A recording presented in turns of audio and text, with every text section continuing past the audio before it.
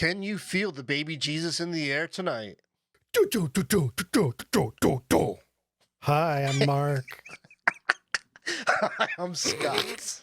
Oh, man, that was epic. It was That not just- my idea. Don't blame me. Back up off me. I accept All no right. responsibility for what just happened. This is by far and away my favorite headline of the week. Just to preface this, because the headline Mhm. also comes with a picture that I'll find here in a minute. It's so wrong. Oh, but it's so wonderfully terrible. So, I mean, you actually have to say what the deal is now, because I'm sure anybody listening is like, dude, come on. Okay, so a church built a massive statue of baby Jesus. So far so good, right? We're all together. Big Kind statue of. of baby Jesus that looks frighteningly similar to Phil Collins, With a capital F. and not like young Phil Collins. Like we're talking about like middle age Phil Collins. You know, nothing up top but big party in the back. Phil Yeah. Collins, if you remember. Okay, so like if you go and you look at the picture for this thing, and you know the article we have is from Relevant. So like if you go to Relevant magazine, you can find this picture, or just search baby Jesus statue. I'm sure it'll come up. Let me find it. You talk for a little bit. Yeah. Let me find it. Yeah. But it's just like, it is so horrifying. Oh, it's terrible. Like when I first saw like the headline, I'm like, okay, it looks like Phil Collins. I'm like, yeah, right, whatever. And I pull up the picture. I'm like, oh no.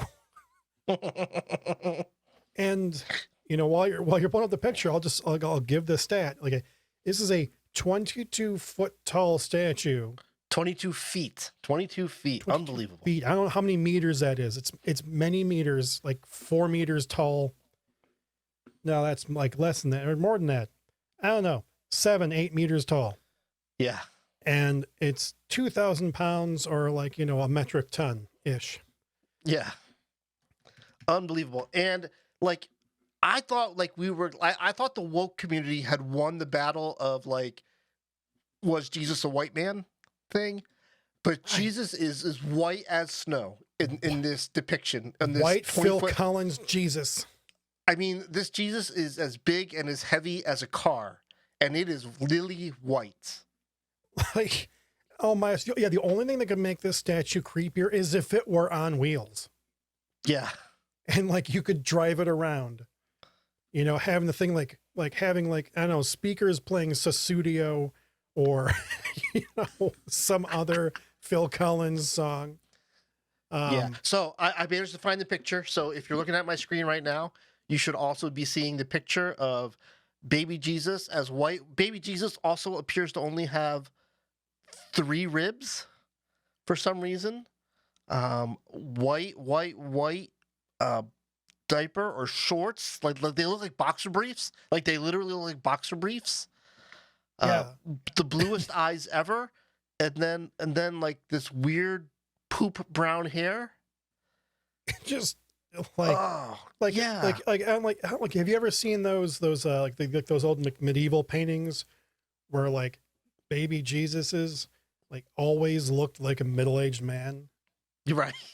Like, it's like they were going for that, Yeah. which I see, I even saw a YouTube video and they were talking about like that was a deliberate stylistic choice in the Middle Ages.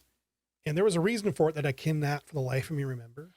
But it Yeah. doesn't explain why this church did this. Oh my! Have you mentioned the fact yet that this was not a Caucasian or a white Anglo-Saxon Protestant church? No, I haven't said anything about that yet. Oh my gosh! So It just adds to the weirdness. the commissioning church is a Latino church, and even now, like now that they've been interviewed, they kind of like, yeah, this is just kind of a weird confluence, and like we really didn't know or mean for it to turn out this way. It's kind of like the message they've kind of decided on and how they're going to kind of talk about this. It's like maybe it was like So a reverse bizarre. Spinal Tap. Yeah. What Because do you like, mean? so like in the movie Spinal Tap, if anybody doesn't know, like they tried to get for their stage show an 18-foot tall recreation of Stonehenge, but they used the wrong hash mark, so they got an 18-inch tall. So I'm wondering if this church was trying to order a 22-inch Jesus, but then they got a 22-foot Jesus. Yeah.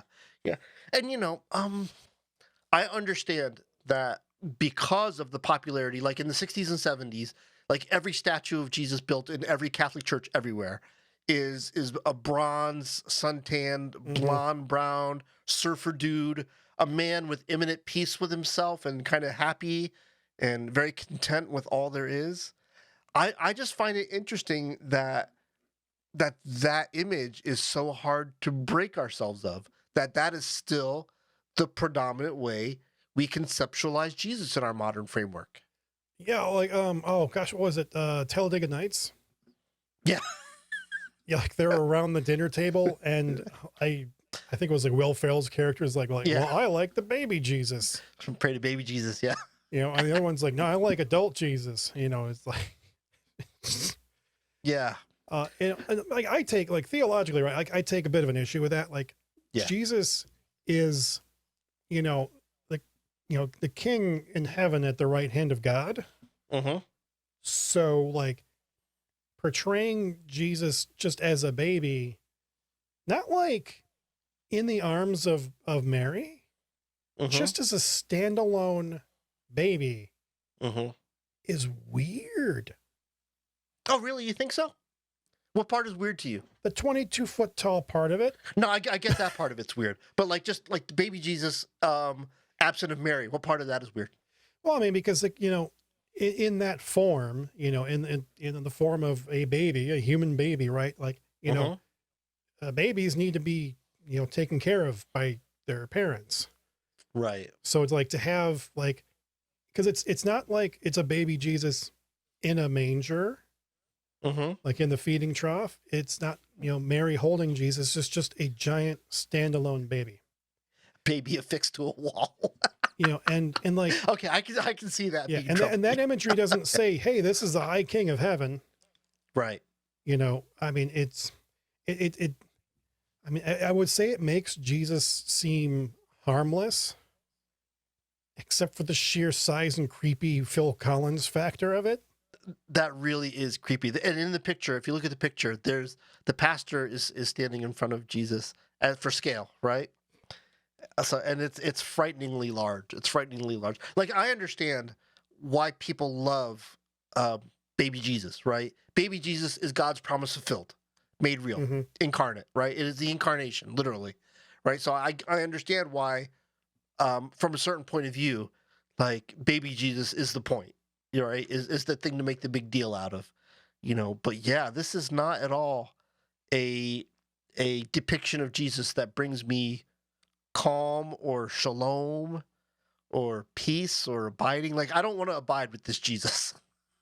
No, and and like most of the stuff we talk about, like right, we always say like, okay, how does this break the church? Yeah. And I can't say that this breaks the church. I mean, but like if you and me are laughing this hard at it, yeah, I mean, like, people not in the church seeing this are really not going to take Christians seriously.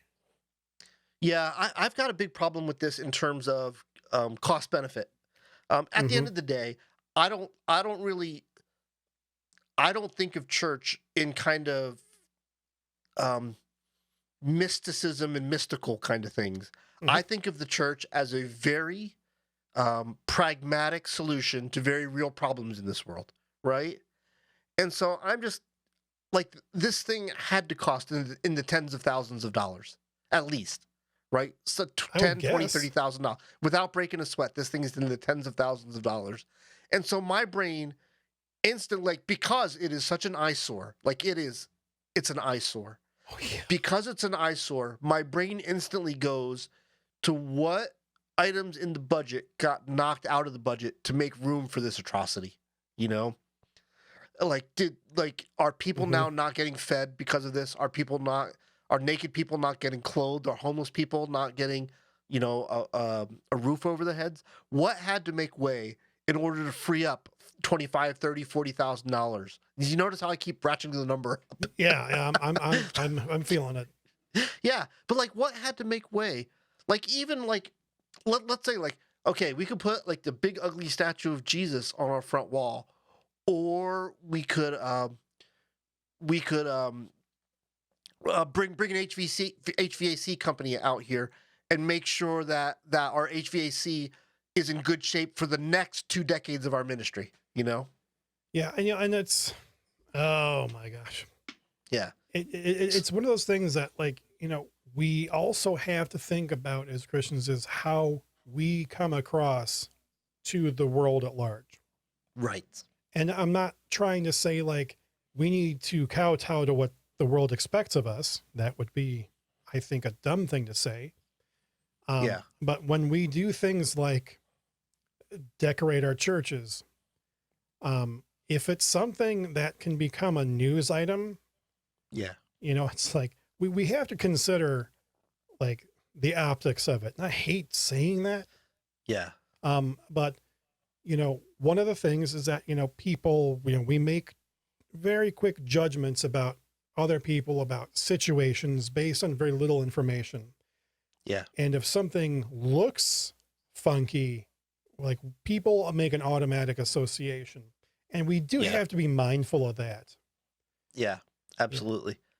Yeah, I think you're absolutely right. I think one way the Bible would describe the Mhm. church is the light of the world. Yes. And guess what? People are drawn to the light, and so try not to abuse it. Did you remember a couple episodes ago we talked about the youth pastor who had those bumper stickers? Oh gosh. I heart hot youth pastors, Yeah. and you were very gracious. Like you were very quick to say, this feels like inexperience at the helm. Just a young pastor's inexperienced. This feels to me like an inexperienced senior pastor at the helm. Or Yeah. an inexperienced elder board at the helm, who are just kind of, their heart's in the right place. Like, hey, like I say this all the time. If you're going to be a Christian, you better be about the idea of rebirth and renewal and resurrection, right? Because these are core to who we are. This kind of feels like rebirth, redecorating gone awry.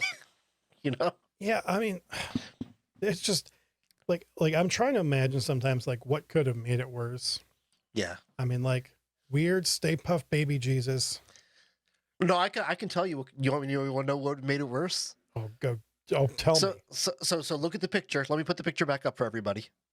So you have baby Jesus, and Mhm. I think he's supposed to be laying down. I think this is kind of the pose of baby Jesus laying down in the bed of straw kind of thing. Yeah. And his hands are kind of up at chest level, facing you, the person looking at him, right? Yeah. Now imagine if they would have pierced his hands with nails. Oh, God.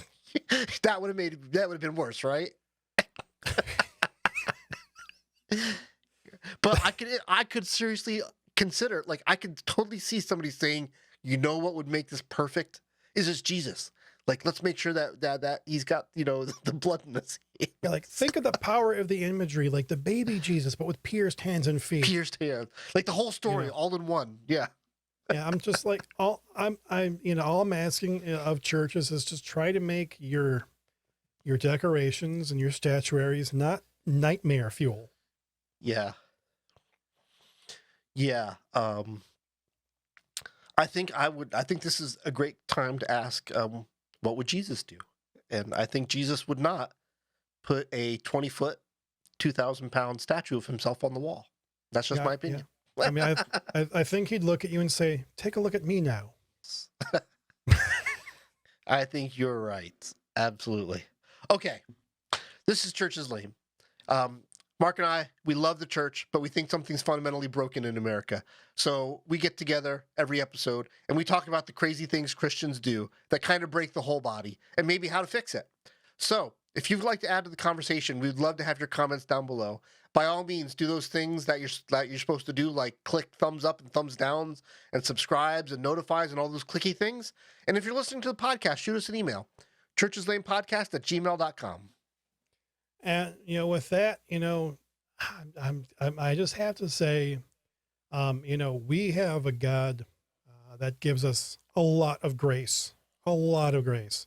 Mm, So we good. can Yeah. do silly, stupid things, and God will always forgive us. And just with that, may the Lord bless you and keep you. May the Lord make his face to shine upon you and be gracious to you. May the Lord lift his countenance upon you and give you his peace. Amen.